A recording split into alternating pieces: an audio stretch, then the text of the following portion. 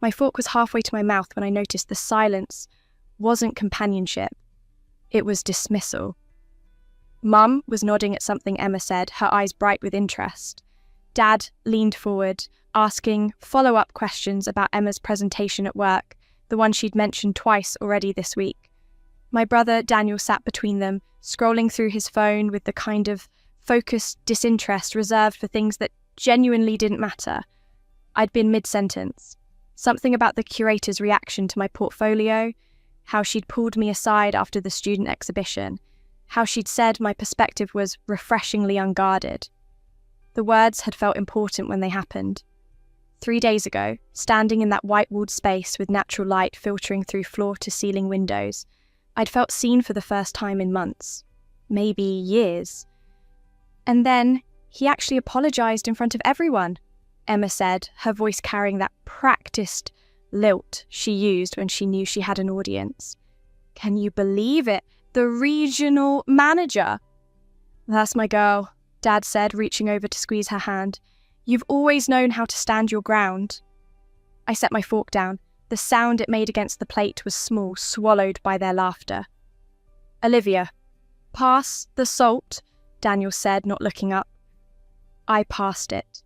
My hand was steady. I noticed that. The steadiness, like I was watching myself from somewhere else, somewhere the hurt couldn't quite reach. Emma took the salt from Daniel and continued her story, something about corporate restructuring and her ideas for improvement. Mum asked about her timeline. Dad suggested she document everything for her performance review. I picked up my water glass and drank slowly, letting the cold settle in my chest. When I set it down, I tried again, quieter this time, fitting my words into the space between Emma's sentences. The curator wants to feature 3 of my pieces in the spring show. No one turned. Emma was talking about her commute now, how the new route saved her 15 minutes. Mum was already planning which days she could adjust her schedule to drive Emma to the station. I watched their faces, animated and engaged, and felt something crystallise inside me. Not anger, something colder, more final. I finished my dinner in silence. The food had no taste. When I stood to clear my plate, no one asked where I was going. I rinsed the dish, dried it, put it away. Through the doorway, I could see them still gathered around the table, their voices weaving together in easy rhythm. A family, just not one that included me. That night, I lay in bed staring at the ceiling, tracing the familiar crack that ran from the corner to the light fixture. I'd lived in this room for 23 years. I knew every mark on these walls, every creak in the floorboards, every way the morning light moved across the furniture. It should have felt like home. It felt like a museum of someone who'd never quite existed. My phone buzzed. A text from my boyfriend Ryan. Can't make it tomorrow. Something came up with work. Tomorrow was supposed to be our anniversary dinner. 3 years. I'd made reservations 2 months ago, reminded him twice. I typed out a response, deleted it, typed again. Finally settled on, okay. The red receipt appeared immediately. No follow-up, no explanation. Just the knowledge that he'd seen my acceptance and moved on. I turned onto my side, pulling the blanket up to my chin. The house was quiet now. Everyone had retreated to their own spaces, their own lives, their own importance. I closed my eyes and tried to remember the last time someone had asked me how I was, and waited for the real answer. Not the polite one, not the convenient one, the true one. I couldn't. The thought sat heavy in my chest, making it hard to breathe. I'd spent so long trying to be worth listening to, trying to make my accomplishments loud enough, interesting enough, important enough. But volume didn't matter when no one was tuned to your frequency. You could scream into a void and call it communication. I pulled out my sketchbook from under the bed, opened to a clean page. In the dim light from my bedside lamp, I started drawing. Not anything specific, just lines and shadows, the way feelings looked when you couldn't name them. The charcoal smudged under my fingers, black dust settling into the grooves of my fingerprints. I drew until my hand cramped, until the page was full of dark, angry marks that meant nothing and everything. Then I closed the book and set it aside. Sleep didn't come. I lay there watching the ceiling brighten with approaching dawn, thinking about all the dinners I'd sat through, all the conversations I'd tried to join, all the moments I'd convinced myself didn't hurt as much as they did. The human heart can be so stupid, holding on to hope like it's oxygen when really it's just another way to suffocate. By the time the sun fully rose, I'd made a decision, not a dramatic one, just a small recalibration. I'd stop trying. I'd stop offering pieces of myself to people who'd made it clear they didn't want them. I'd be pleasant and present and perfectly absent all at once. The thought brought something close to relief. I got up, showered, dressed, went through the motions of breakfast while Emma detailed her strategy for an upcoming meeting. Mum and Dad offered advice. Daniel ate cereal and watched something on his tablet. I drank my coffee and said nothing. No one noticed. At work, I moved through my tasks with mechanical efficiency. My manager praised my latest design concepts. My co-workers invited me to lunch. I went, laughed at the right moments, contributed to the conversation without saying anything that mattered. It was easy once you stopped expecting reciprocity. Ryan texted around 3. Rain check on dinner. I stared at the message for a long time. Rain check implied weather. Something temporary and unavoidable. This wasn't weather. This was climate. This was the fundamental atmosphere of our relationship, and I'd been pretending it was just a passing storm. Sure, I typed back. That evening, I went to the gallery alone. The curator, Margaret, was there, adjusting the lighting on a sculpture near the entrance. She saw me and smiled, waving me over. Olivia! Perfect timing. Come, look at the placement options for your pieces. She walked me through the spring exhibition space, pointing out 3 potential spots. All of them were good. All of them would showcase my work beautifully. She talked about my use of negative space, my emotional honesty, the way I captured isolation without making it feel empty.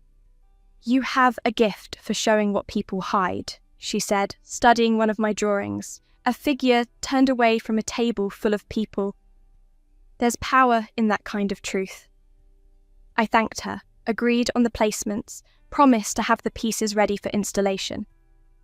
As I left, I passed a family looking at the current exhibition. The daughter, maybe 16, was trying to explain why she connected with a particular painting. Her parents were checking their phones. I walked faster. At home, dinner was the same performance with different lines. Emma talked about her day, Mum and Dad engaged, Daniel scrolled. I ate quietly, cleared my plate, disappeared. No one called after me. No one asked if I was okay. The pattern had been established, and everyone was comfortable with their role, except I was tired. Bone deep, soul tired. The kind of exhaustion that sleep couldn't fix because it came from trying to be enough for people who would never have space for you. I thought about texting Ryan, asking him to come over, needing someone to tell me I mattered. But I knew how that would go. He'd say he was busy. He'd promised to make time soon. He'd send a heart emoji like that meant something. Instead, I took a long bath, the water hot enough to hurt. I let myself sink under the surface, holding my breath until my lungs screamed. When I came up, gasping, I felt hollow, clean, empty in a way that felt necessary. The days blurred together after that. Wake up, pretend, work, pretend, dinner, pretend, sleep, repeat. I became excellent at the performance. At Sunday brunch, I smiled when Emma announced she'd been headhunted by a competitor. At movie nights, I laughed when Daniel finally looked up from his phone long enough to make a joke. At birthday celebrations, I took photos of everyone else and never appeared in any myself. Ryan cancelled our rescheduled anniversary dinner, and the one after that. By the 3rd cancellation, I stopped making reservations. He noticed eventually, sent flowers with a card that said, "I'll make it up to you." The flowers died on my dresser. I never threw them away. I liked having evidence of decay, proof that neglect had visible consequences, even when people pretended it didn't. The spring exhibition came and went. My 3 pieces hung exactly where Margaret had planned. They sold opening night to a collector from Boston. Margaret hugged me, told me this was just the beginning, asked if I had more work to show. I did. Boxes of it. Years of feelings pressed into paper and canvas, hidden in my room like secrets. "Bring them by next week," she said. "I think we might have something special here." I went home and told them at dinner. "My pieces sold tonight." Mum said, serving dessert. "That's nice, honey. Emma, tell us more about the headhunter's offer." Emma did. She always did. And I sat there with my good news cooling in my mouth, turning from celebration to ash, and wondered why I kept trying. What instinct made me keep reaching toward people who'd proven they had no hands to catch me with? That night, I couldn't sleep again. I lay in the dark, thinking about patterns, about how we repeat the same moments, hoping for different outcomes. Einstein called that insanity. I called it family. My phone lit up. "Ryan, you awake?" I didn't answer. I watched the screen go dark, then light up again with his second message. "I miss you." The words should have meant something. Once, they would have meant everything. Now they just felt like more evidence of my own foolishness, my willingness to accept scraps and call it sustenance. I closed my eyes and felt the exhaustion in my bones. Not physical tiredness. Something deeper. The fatigue of carrying yourself through a life where no one else bothers to help hold the weight. I went to bed early. The house was quiet again. Through the walls, I could hear the muffled sound of the TV in the living room, Mum and Dad's occasional laughter, Emma's voice on a phone call in her room, Daniel's music, bass-heavy and distant. A family, just never mine. I closed my eyes and felt nothing. That was growth, I told myself. That was maturity. Learning to need less, expect less, hurt less. The darkness folded around me, soft and suffocating. And then there was nothing at all. I opened my eyes to sunlight streaming through familiar curtains. My first thought was that I'd overslept. My second was that the light was wrong, too bright, too early. My third was that I was lying in my childhood bed in a position I hadn't slept in for years, curled on my side with my hands tucked under my chin like I used to do as a teenager. I sat up slowly. The room looked different, smaller. My desk was cluttered with textbooks I remembered from college. My walls had posters I'd taken down 5 years ago. On my nightstand, my phone sat in a case I'd replaced when I was 20. My hands were shaking when I picked it up. The date on the screen made my breath catch. 5 years ago.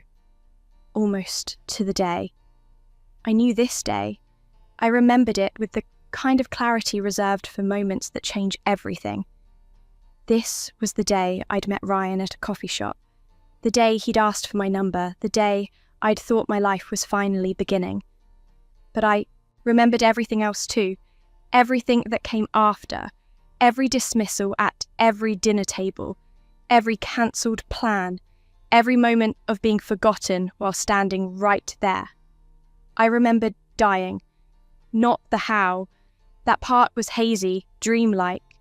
But the feeling, the relief of finally stopping, of no longer having to try. And now I was here, alive, young, given another chance at the same life I just escaped. The thought should have brought panic. Instead, I felt calm, crystalline, like every emotion had been distilled down to pure understanding. I knew what today would bring if I let it. I knew where Ryan would be at 3 p.m.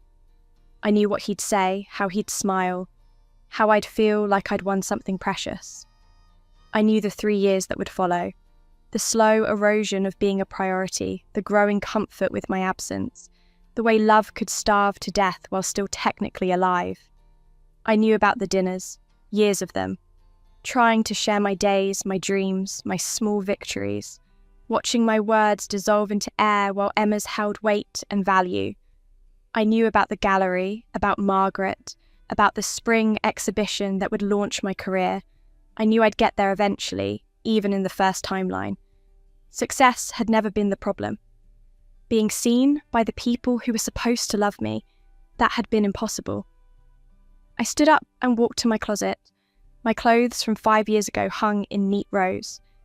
I picked out an outfit I remembered wearing often back then, trying to look put together and professional and worthy of attention.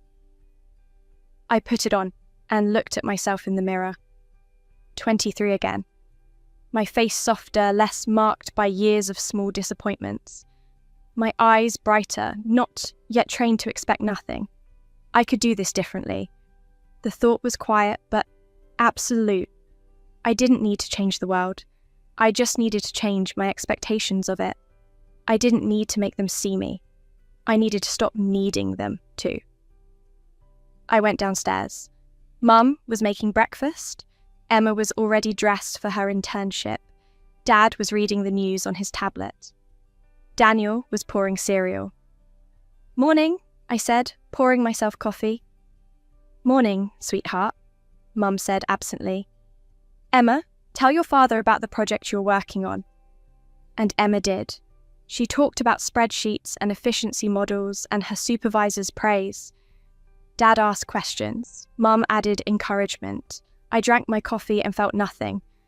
Not hurt, not resentment, just quieter acceptance of what was. When Emma paused for breath, Mum turned to me. "Any plans today, Olivia?" It was a reflex question, asked while loading the dishwasher, her attention already moving to the next task. "Just errands," I said. She nodded, already turning away. I finished my coffee, rinsed the cup, and left. The coffee shop was exactly where I remembered. I walked past it without stopping. At 3 p.m, Ryan would be inside, laptop open, working on a presentation. In my first life, I'd gone in to escape the heat, ordered an iced coffee, and ended up at the table next to his when nothing else was available. We'd started talking. He'd been charming. I'd been flattered. This time, I kept walking. I went to the gallery instead. Margaret was there, younger than I'd see her 5 years from now, but with the same sharp eye and warm presence. I introduced myself, showed her my portfolio on my phone, the pieces I'd already created, the ones I still had. "These are remarkable," she said, scrolling slowly. "You're still in school?" "Just graduated," I said. "I'm looking for opportunities to show my work." She studied me for a moment, then smiled. "Let's talk." We talked for 2 hours. About my vision, my process, my goals. She told me about an emerging artist program starting in the fall. She gave me her card and told me to stay in touch. When I left, I felt lighter than I had in years, either version of my years.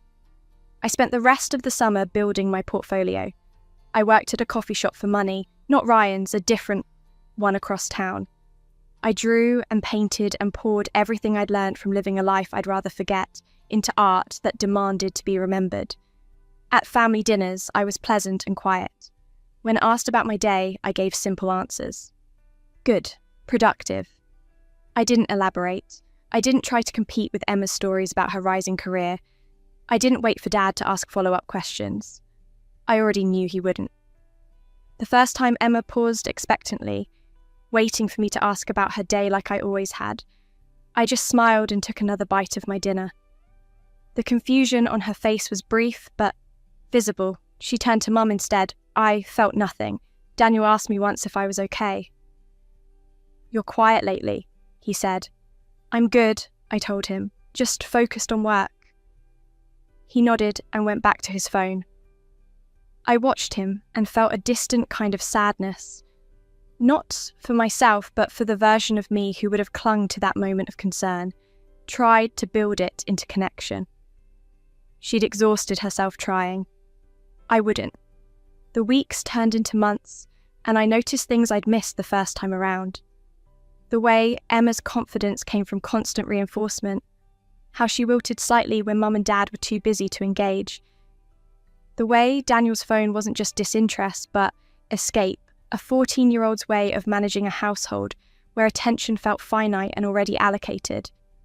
The way Mum and Dad had fallen into patterns decades old, supporting the squeaky wheel because silence seemed like contentment. They weren't villains, they were just people, doing what people do, following the path of least resistance, responding to what demanded response. I stopped demanding. Months passed. I got into Margaret's program. My work was featured in a group show. I sold 2 pieces.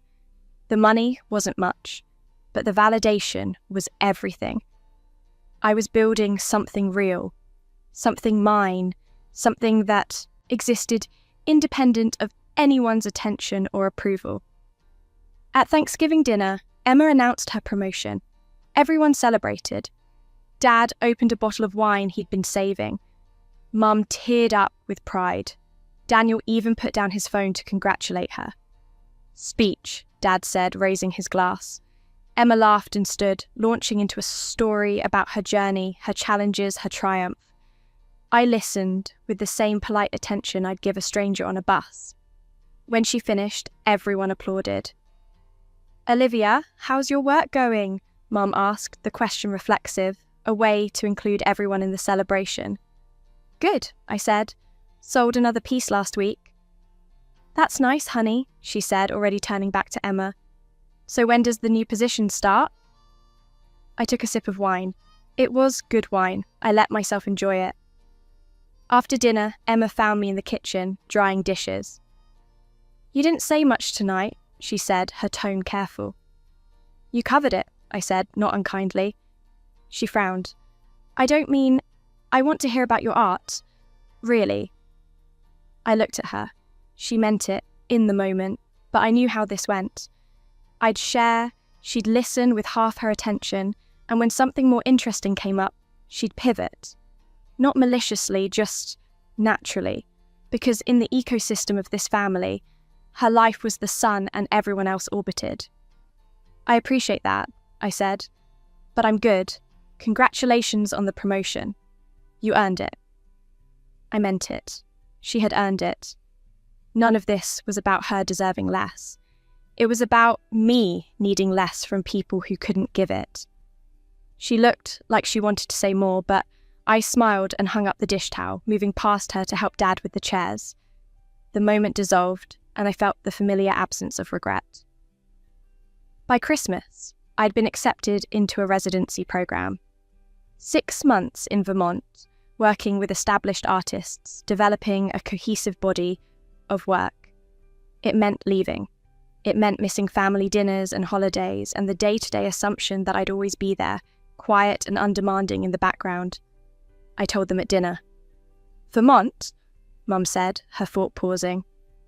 "That's far." "It's a good opportunity," I said. "When?" Dad asked. "January." Emma looked at me across the table, something shifting in her expression. "You didn't mention you were applying to programs." "Didn't I?" I said lightly. I hadn't. I'd stopped mentioning my life months ago and no one had noticed the silence. "Will you be back for birthdays?" Mum asked. "Emma's is in March." "I'll send a gift," I said. The conversation moved on. Daniel asked about the food in Vermont. Dad mentioned a colleague who'd lived there once. Emma was quiet, watching me with an expression I couldn't quite read. I finished my dinner and excused myself to pack. That night, Emma knocked on my door. I was folding sweaters, organising supplies. "Come in," I said. She stood in the doorway, arms crossed. "When did this happen?" "When did what happen?" "This." She gestured at me, at the room, at everything. "You used to tell us everything. You used to try so hard to be part of conversations. Now you barely speak." I folded another sweater. I got tired. Of what?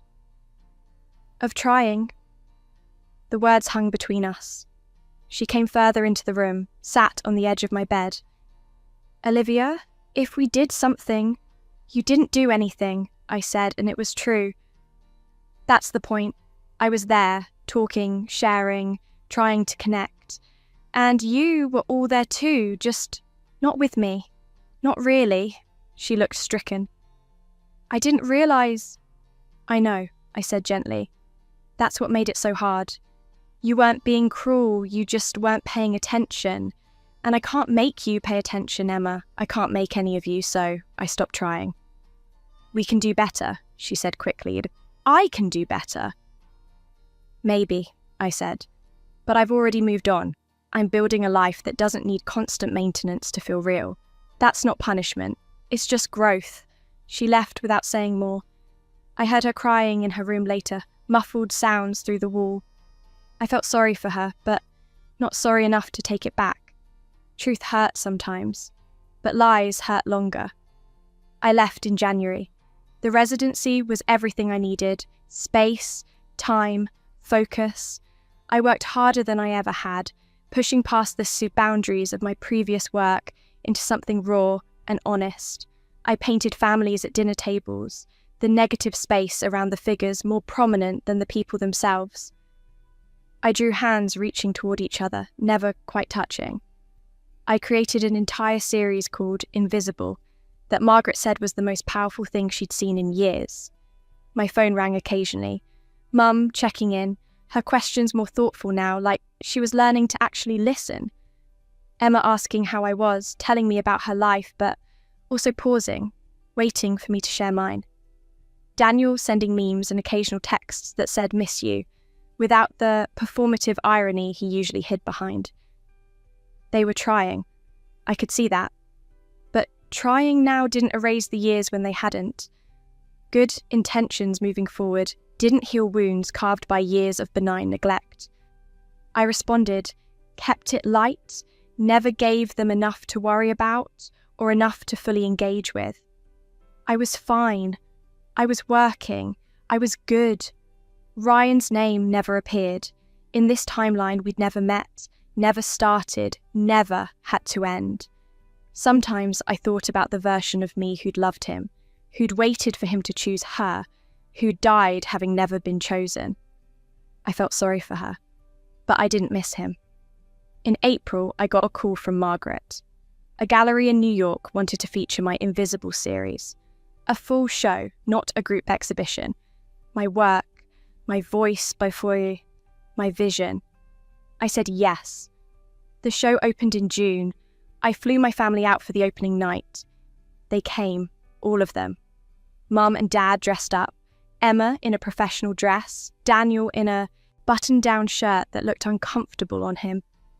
They walked through the gallery, studying my work, seeing pieces of our life reflected back at them in ways I'd never put into words.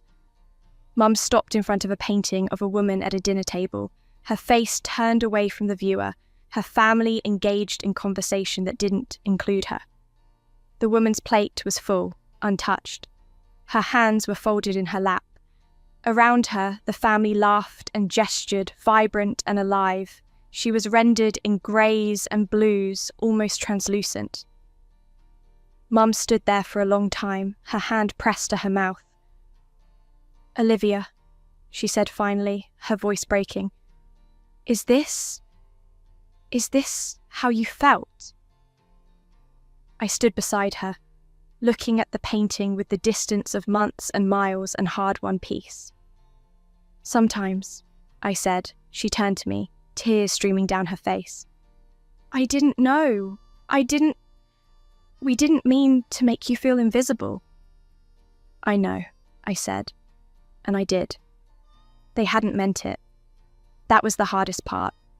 You could be hurt by accident, forgotten without malice, erased by people who loved you but just never thought to look. Dad joined us, his face troubled as he studied the painting. "Sweetheart, why didn't you say something? Why didn't you make us listen?" "I did," I said gently. "You just didn't hear it. And after a while, I stopped saying it. I stopped believing it was worth saying." Emma was across the room, staring at a drawing of two sisters. One stood in brilliant light, every detail rendered with care and attention. The other stood in shadow, her features less defined, her edges blurred. Between them, a vast space that looked like it should have been filled with their connection, but was just empty air. Emma's hand trembled as she reached toward the drawing without touching it. She turned to look at me, her eyes red. "I took up all the space, didn't I?" "You took the space you were given," I said. We all did. I just ran out of room." Daniel stood by a piece near the entrance. A family at a table, everyone on their phones except one figure who sat with hands empty, looking at each of them in turn. He looked young suddenly, despite his 16 years. Lost. "I'm sorry," he said when I walked over. "I didn't know it mattered. You were just always there, always quiet. I thought you were okay." "I thought so too," I said, "for a long time." They stayed for the whole show. They listened when I talked to other guests about my work. They heard strangers praise my vision, my talent, my unique perspective. They saw critics compare my work to artists I admired. They watched collectors bid against each other for pieces I'd created in Vermont, in loneliness, in the cold light of morning when the snow made everything look possible. They saw me seen by others, and I think it showed them what they'd missed. At the end of the night, after everyone else had left, we went to dinner. A quiet restaurant, dim lighting, soft music. We sat down, and for the first time, in either timeline, silence felt like anticipation instead of dismissal. "Tell us about Vermont," Mom said, her voice careful, like she was afraid I'd give her the simple answer I'd been giving for months. "Really, tell us. We want to know." I looked at her, at all of them, waiting, actually waiting, ready to listen, and I felt something crack open in my chest, something I'd sealed off so carefully. Not hope, not need, just the simple acknowledgement that change was possible, even if it came too late to save what was. "Vermont was cold," I said. "The kind of cold that makes your bones ache, but the light was incredible. Every morning I'd wake up and the snow would catch the sun in a way that made everything look clean, new." I talked, and they listened, really listened, asked questions that proved they were paying attention, remembered details from my previous answers, built on what I'd said instead of waiting for their turn to speak. Emma apologized, her words halting and sincere. "I made everything about me. I didn't even realize I was doing it. I needed so much validation, and when they gave it, I kept taking more. I didn't think about what that meant for you." Dad admitted he'd gotten so focused on Emma's clear path that he'd failed to see mine was just as valid, just as worthy. "You never asked for help, so I assumed you didn't need it. That was stupid. That was lazy parenting." Mom cried and held my hand across the table. "I should have noticed. A mother should notice." Daniel said, "I'm sorry I was always on my phone. I'm going to do better. I want to know you, the real you, not just the quiet sister who's always there." They meant it. I could see that they meant it.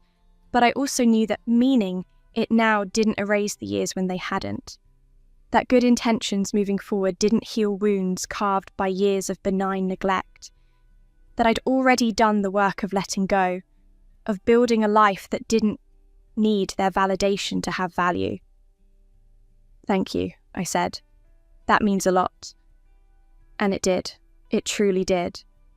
But when dinner ended and we said our goodbyes at the hotel, when they flew home the next day and I returned to my tiny studio apartment in Brooklyn, I felt the same peace I'd carried since waking up in my 23-year-old body. I didn't need them to finally see me. I'd already learned to see myself. Margaret called a week later. The show had sold out. Every piece. I had commissions lined up, galleries interested in future work, collectors asking about my process. 2 museums wanted to acquire pieces for their permanent collections. A book publisher wanted to do a monograph of my work. I'd made it, on my own terms, in my own way, without waiting for permission from people who'd never thought to offer it. I thought about the first timeline, about the me who died feeling invisible. I wished I could tell her that it got better. Not because they changed, but because she would. Because she'd learn that being unseen by the wrong people wasn't the same as being unseeable. That silence could be a choice instead of a punishment. That peace was possible even without closure. My phone buzzed with messages throughout that week. Emma checking in daily now, telling me about her life but also asking about mine. Mum sending articles about artists she thought I'd like, learning my taste, paying attention.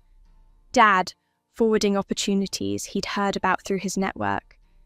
Daniel sending photos of art he saw around the city, asking if I knew the artists, trying to learn my world. They were different. They were trying. I responded to each message, warmer now, allowing connection, where before I'd only permitted distance, not because I needed them anymore, but because I could afford to want them. There was a difference. Need made you vulnerable. Want gave you choice.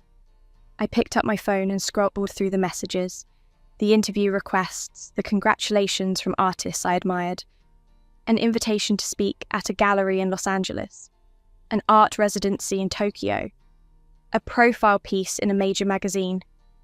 No messages from Ryan.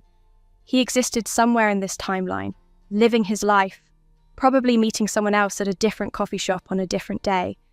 I hoped he was happy. I hoped she, whoever she was, knew her worth better than I had known mine. I hoped she never waited by the phone for someone who'd already decided she wasn't worth showing up for. I set the phone down and walked to my easel.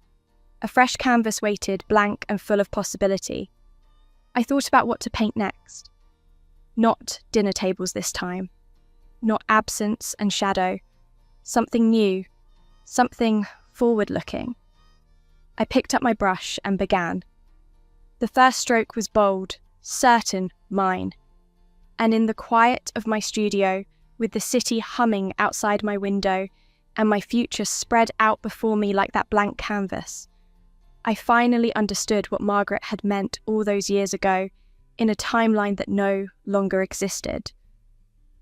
I had a gift for showing what people hide, but the greatest thing I'd ever hidden and then found was myself.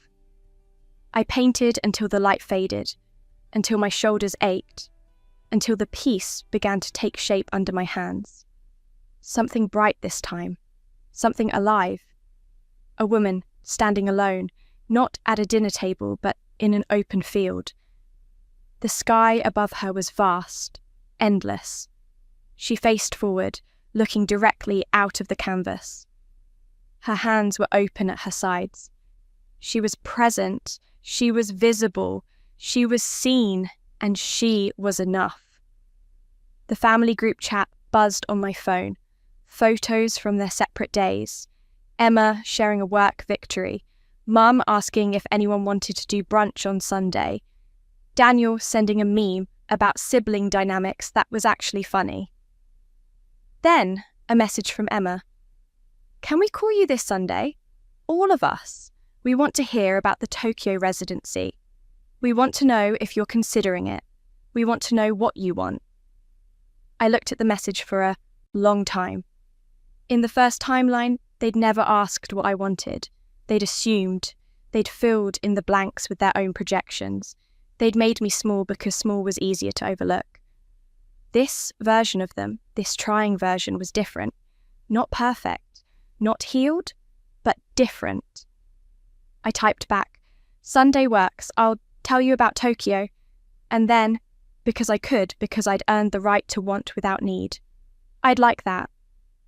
I set the phone aside and returned to the painting. The woman in the field was almost complete. Just a few more details. The set of her shoulders, the light in her eyes, the way she held her space without apology.